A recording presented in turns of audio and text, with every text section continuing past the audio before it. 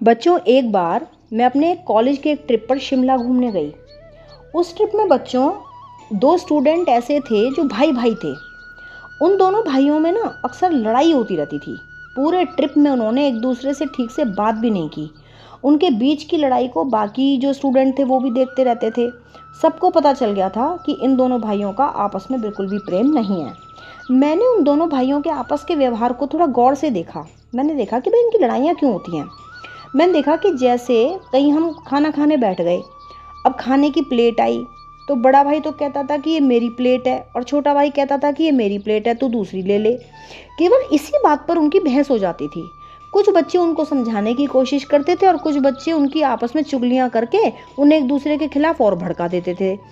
दोनों भाइयों को एक दूसरे की बुराइयां सुन के बड़ा अच्छा लगता था, लेकिन उन दोनों का ही व्यवहार फिर इतना खराब हो गया था कि अब कोई भी उनसे बात करना पसंद नहीं करता था और वो हमेशा लड़ते झगड़ते अलग ही पड़े रहते थे।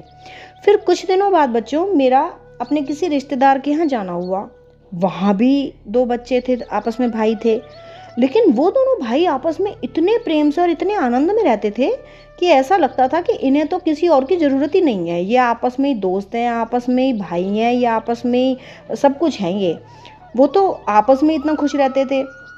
फिर मैंने उनके भी आपसी व्यवहार को गौर से देखा कि भाई इतना प्यार क्या है, क्यों है इनके अंदर, क्या करते हैं ये ऐसा। तो बच्चों, मुझे इतना अच्छा लगा।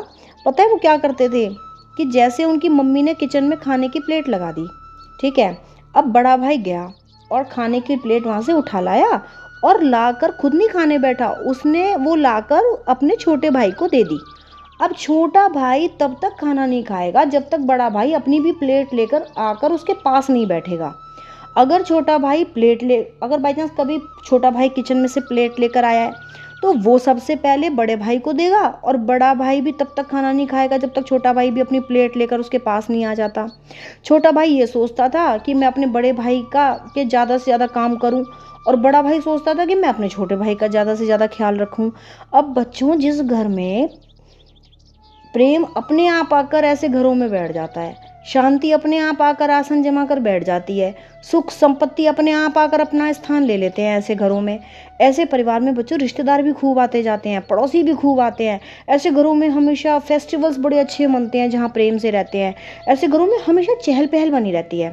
तो बच्चों, हम भगवान से हमेशा यही कहना कि बरसा दाता सुख बरसा, आंगन आंगन सुख बरसा, चुन चुन कांटे नफरत के, प्यार अमन के फूल खिला, माँ से बेटा हो न जुदा, आंगन आंगन सुख बरसा, भाई से भाई हो न जुदा, आंगन आंगन सुख बरसा, बरसा दाता सुख बरसा, आंगन आंगन सुख बरसा।